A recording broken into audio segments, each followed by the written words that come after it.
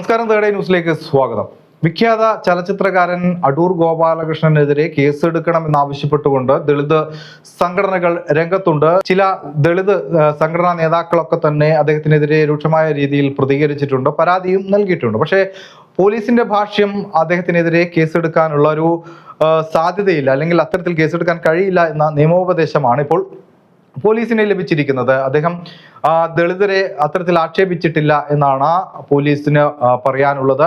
എന്തായാലും ഇതിലും ഇപ്പോൾ ദളിത് സംഘടനകളൊക്കെ തന്നെ വലിയ പ്രതിഷേധവുമായി രംഗത്തെത്തിയിട്ടുണ്ട്. നേരത്തെ പറഞ്ഞതുപോലെ അദ്ദേഹം പറഞ്ഞിരിക്കുന്നത് ഈ പണം ഉപയോഗിക്കുന്ന ആളുകൾക്ക് അത് സിനിമ എങ്ങനെ എടുക്കണം എന്നതിനെ കുറിച്ചൊരു ട്രെയിനിങ് നൽകണം എന്നത് തന്നെയാണ്. പക്ഷെ അദ്ദേഹം പറഞ്ഞ വാക്കുകളിൽ ചില പ്രശ്നങ്ങൾ ഉണ്ടായിരുന്നു എന്നത് യാഥാർത്ഥ്യമാണ്. നല്ല ഉദ്ദേശത്തോടു കൂടി തന്നെയാണ് അദ്ദേഹം പറഞ്ഞതെന്നാണ് പിന്നീട് അദ്ദേഹം തന്നെ പറഞ്ഞത്. മാത്രമല്ല ശ്രീകുമാർ തമ്പി അടക്കമുള്ള ആളുകൾ അദ്ദേഹത്തെ പിന്തുണച്ച് രംഗത്ത് വരികയും ചെയ്തിട്ടുണ്ട്. പക്ഷേ നമ്മുടെ നാട്ടിൽ കണ്ടുവരുന്ന ഇപ്പോൾ ഏറ്റവും പ്രധാനപ്പെട്ട ഒരു പ്രവണത എന്നത് എന്തിനും ഏതിനും ജാതിയും മതവും കൂട്ടിച്ചേർക്കുക എന്നതാണ്. നമ്മൾ നേരത്തെ കണ്ടതാണ്. നമ്മുടെ കൃഷ്ണകുമാർ, സിനിമാ താരം, BJP നേതാവ്, അദ്ദേഹത്തിന്റെ മകൾ ദിയ കൃഷ്ണയുടെ സ്ഥാപനത്തിൽ നിന്നും ലക്ഷക്കണക്കിന് രൂപ തട്ടിയെടുത്ത ആളുകൾ, അവരിപ്പോൾ അത് കൃത്യമായ പ്രതികളാണ്.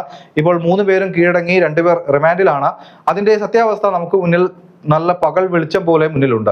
അപ്പോൾ അവരാദ്യം ഇത്തരത്തിൽ കള്ളക്കേസാണ്, ഞങ്ങളെ പീഡിപ്പിക്കാൻ ശ്രമിച്ചു എന്നൊക്കെ പറഞ്ഞ് രംഗത്ത് വരികയും പിന്നീട് അത് പൊളിഞ്ഞു. പിന്നീട് രണ്ടാമത് ഞങ്ങൾ ദളിതരാണ്, ഞങ്ങളെ കൊണ്ട് അല്ലെങ്കിൽ ദളിതരായതുകൊണ്ട് ഞങ്ങൾ ഇത്തരത്തിൽ പല ജോലികളും ചെയ്യിപ്പിക്കാറുണ്ട്, ആക്ഷേപിക്കാറുണ്ട് എന്നൊക്കെ പറഞ്ഞ് രംഗത്ത് വരികയും ചെയ്തു. പക്ഷെ പിന്നീട് ആ കഥയും പൊളിഞ്ഞു.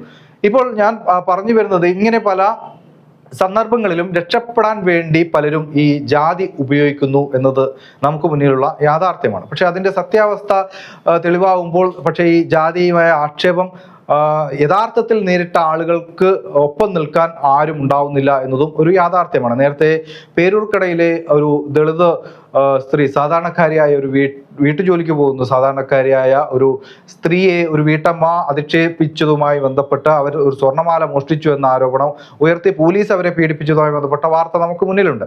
അവിടെയൊന്നും തന്നെ ഇത്ര ശക്തമായി ഈ ജാതി സംഘടനകൾ ഇടപെടുന്നതും നമ്മൾ കണ്ടിട്ടില്ല. മറ്റൊന്ന്, പലപ്പോഴും ഈ മറ്റുള്ളവരെ ആക്ഷേപിക്കുന്ന ആളുകൾക്ക് രക്ഷപ്പെടാൻ വേണ്ടിയും ഈ ജാതി ഉപയോഗിക്കുന്നു എന്നതും ഒരു യാഥാർത്ഥ്യമാണ്. നമുക്ക് മുന്നിലുള്ളത് വിനായകനെ കുറിച്ചാണ്. വിനായകൻ എന്ന നടൻ നല്ല നടനാണ്.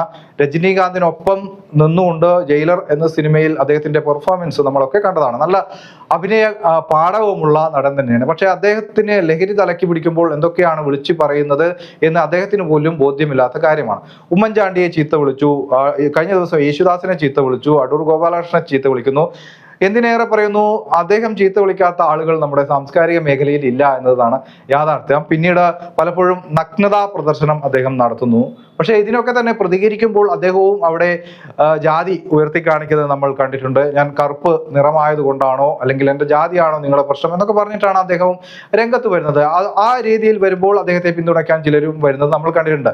ഇവരൊക്കെ മനസ്സിലാക്കേണ്ട ഒരു വസ്തുത, ഇവിടെ ആരും കലാകാരന്മാരെ ജാതിയോ മതമോ ഒന്നും നോക്കി ആരും സ്നേഹിക്കുന്നില്ല അല്ലെങ്കിൽ വെറുക്കുന്നില്ല എന്നതാണ് യാഥാർത്ഥ്യം. കലാഭവൻ മണിയെ കുറിച്ച് നമുക്കറിയാം. ഇപ്പോഴും ഓർമ്മിക്കുമ്പോൾ എൻ്റെയൊക്കെ ഉള്ളിൽ അദ്ദേഹത്തെക്കുറിച്ചുള്ള ഓർമ്മകൾ വരുമ്പോൾ കണ്ണ് നനയുന്ന രീതിയിലുള്ള ഒരു സ്നേഹം ഇപ്പോഴും അദ്ദേഹത്തോടുണ്ട്.